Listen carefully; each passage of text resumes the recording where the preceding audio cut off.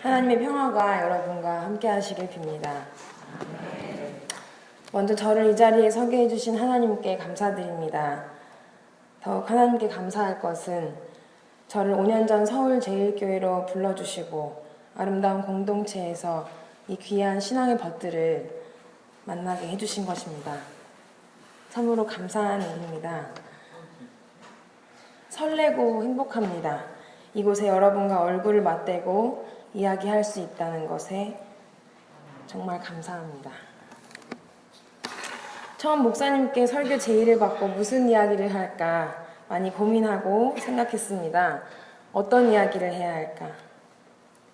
방금 최치윤 목사님께서 말씀해 주신 것 같이 저는 지금 목사 수련 인턴 과정 2년 차에 들어갔고요. 내년이면 8년간의 신학 과정을 마치고 목사고시를 보게 됩니다. 제가 서울제일교회 온 것이 대학원 진학 당시 25살이었는데요. 벌써 5년이란 세월이 흘러서 이제 내년에 목사고시를 본다는 것이 참으로 감격스럽기도 신기하기도 합니다. 이 시점에 저는 생각해 보았습니다. 과연 이 세상에서 목사로 살아간다는 것은 무엇일까? 예수를 나의 주로 고백하는 그리스도인으로서 이 세상을 살아간다는 것은 어떤 의미일까? 이 복잡한 세상에서 교회는 어떤 책임감을 가져야 하는가 곰곰이 생각해 보았습니다. 이때 가장 제 머리를 많이 스치고 지나간 단어는 하나님 나라였습니다. 하나님 나라. 생각만 해도 기분 좋아지는 단어가 아닙니까? 그것은 어떤 곳일까 정말 궁금하고 기대가 되지 않습니까? 이제 저는 우리는 사는 세상과 하나님 나라가 어떤 관계를 갖고 있는지, 그리고 우리 세상에는 어떤 일들이 일어나고 있는지 잠시 말씀을 드리려고 합니다.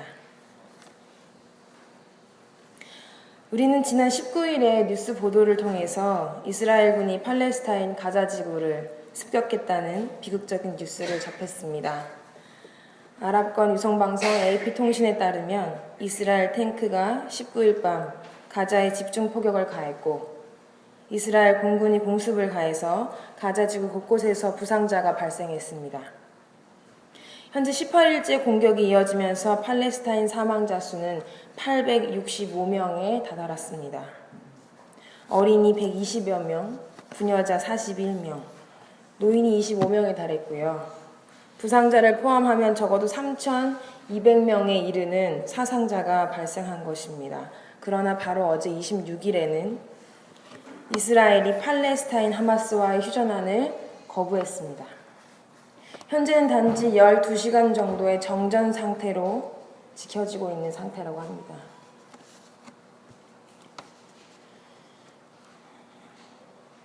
또한 지난 24일 목요일은 세월호 참사가 100일을 맞았습니다. 300여 명의 희생자와 여전히 돌아오지 못한 10명의 희생자가 있습니다. 유가족들은 사건의 진상규명과 특별법 제정을 위해서 광화문 이순신 동상 앞에서 국회 앞에서 단식농성에 들어갔습니다. 오늘은 참사 103일째, 유가족들의 단식농성 14일째가 되는 날입니다. 그러나 오늘까지 이 사건의 진실은 아무것도 밝혀진 것이 없습니다. 이 처절한 현실 앞에 하나님 나라는 무엇을 의미하는 것일까요? 이 어두운 절망 앞에 새 하늘과 새 땅은 무엇일까요? 과연 이 땅에 고통받는 사람들에게 우리가 말하는 하나님 나라가 올 것이라는 희망과 기대가 있을까요? 오늘 성서 본문인 이사야 65장은 하나님께서 선포하신 새 하늘과 새 땅의 말씀을 다루고 있습니다. 새 하늘과 새 땅을 위한 하나님의 새 창조가 이 땅의 사람들과 어떤 관련이 있을까요? 새 창조라는 것은 어떤 의미가 있을까요? 성서 본문에서 하나님께서는 새 하늘과 새 땅을 창조하시겠다 말씀하시지만 뒤따르는 본문에서는 그 어떤 하늘에 대한 언급은 나타나지 않고 있습니다. 땅에 대한 보도가 있을 뿐입니다. 이것은 새 하늘의 창조는 땅에서 이루어지는 것이다 라는 의미를 담고 있는 것입니다. 본문 65장 22절 상반절에서는 새 창조가 이루어지는 때는 착취가 없는 세상임을 보여줍니다. 이러한 새로운 그림은 당시의 사회 기득권자들의 사회적 불의를 고발하는 모습을 갖고 있습니다.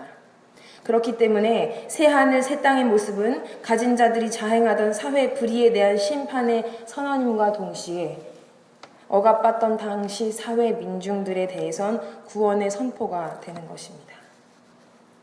새하늘과 새 땅에 대한 모습은 65장 마지막 25절에서 그 절정을 드러냅니다. 이것은 이사야 11장 6절과 8절에서도 나타나는 동물들의 평화로운 세상, 곧 강자와 약자가 함께 사는 모습으로 묘사됩니다. 이사야 11장 6절에서 8절에 있는 내용을 제가 잠시 읽어드리겠습니다. 그때에는 이리가 어린 양과 함께 살며 표범이 새끼 염소와 함께 누우며 송아지와 새끼 사자와 살찐 짐승이 함께 풀을 뜯고 어린아이가 그것들을 이끌고 다닌다. 암소와 곰이 서로 벗이되며 그것들의 새끼가 함께 누우며 사자가 소처럼 풀을 먹는다. 젖먹는 아이가 독사의 구멍 곁에서 장난하고 젖된 아이가 살무사의 굴에 손을 넣는다. 여러분 한번 상상해 보셨습니까? 이리와 어린 양이 사자와 아기 염소가 함께 뛰노는 세상, 이런 세상을 꿈꿔보신 적 있으십니까? 저는 가끔씩 말씀을 묵상할 때 우리네 세상에서 이런 세상은 어떤 곳일까 꿈꿔볼 때가 있습니다. 남과 북이 화해하는 세상, 노조와 기업이 상생하는 세상, 소수자가 인간다운 권리를 누리며 사는 세상, 이런 세상이 바로 이사야에 묘사된 평화로운 세계가 아닐까 생각해 보았습니다. 이런 세상에 대해 오늘 본문에서 특히 강조하는 것은 강자들이 약자들을 그들의 먹이로 삼는 것이 아니라 11장 7절에서의 말씀처럼 사자가 소처럼 풀을 먹는다.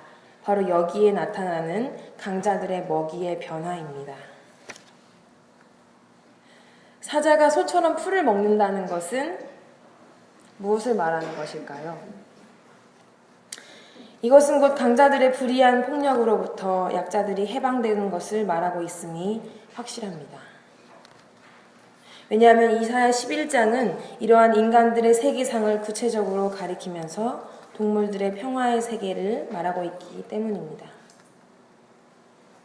이것은 이사야 65장 말씀과 같이 착취하는 이가 없고 강자들의 폭력이 사라지고 평화가 이루어지는 새 하늘과 새 땅의 모습을 전제로 하고 있기 때문입니다. 시를 하나 소개하려고 합니다. 1970년대 우리 시대 노동 현실과 민중의 정서를 노래해 사회시의 경향을 대변한 정희성이라는 분이 계신데요. 그분의 시에는 희망공부라는 시가 있습니다. 절망의 반대가 희망은 아니다. 어두운 밤하늘에 별이 빛나듯 희망은 절망 속에 싹트는 거지. 만약에 우리가 희망함이 적다면 그 누가 이 세상을 비추어 줄까? 이 시를 들으시면서 여러분은 어떤 생각이 드셨습니까? 정말 희망은 절망 속에서 싹튼다고 생각하십니까? 사자가 소처럼 풀을 먹는 그런 세상, 어찌 보면 상식적이지도 말도 되지 않는 이런 세상 희망해 보신 적 있으십니까?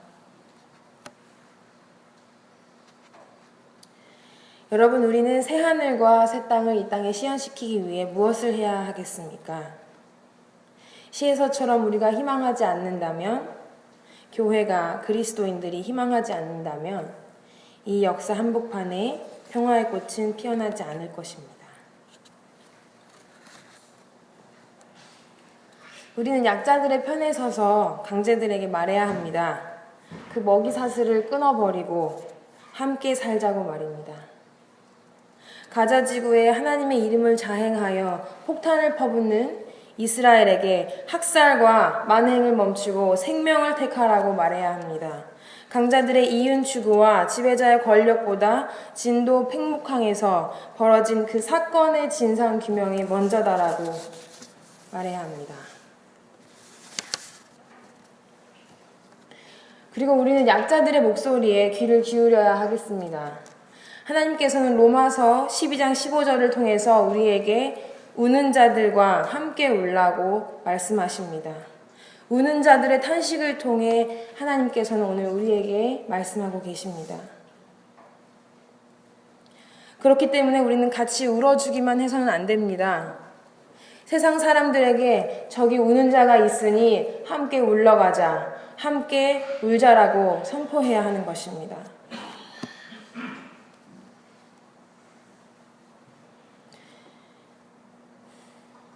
하나님께서는 이 어지러운 세상 중에서 우리에게 하나님 나라를 꿈꾸고 절망 속에서 희망을 싹틔우라고 말씀하고 계십니다.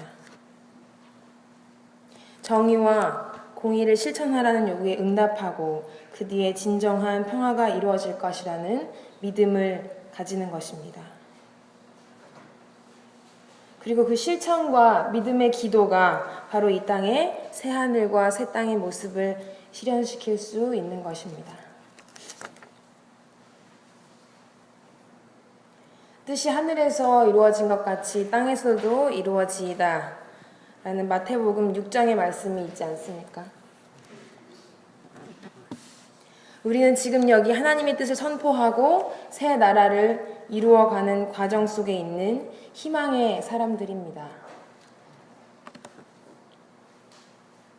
평화가 깨진 모든 현장에서 평화의 도구로, 갈라진 땅의 화해의 전령으로 새 하늘과 새 땅을, 다시는 고통과 눈물 없는 그 평화의 세상을 향해 힘차게 전진하는 우리 교회가 되기를 바랍니다. 그 일에 우리 한 사람 한 사람 모두의 삶이 소중하게 사용될 수 있기를 바랍니다. 정희성 시인의 희망공부라는 시를 다시 한번 읽고 설교를 마치려고 합니다. 절망의 반대가 희망은 아니다. 어두운 밤하늘에 별이 빛나듯 희망은 절망 속에 싹트는 거지. 만약에 우리가 희망함이 적다면 그 누가 이 세상을 비추어 줄까? 다 같이 침묵으로 기도하겠습니다.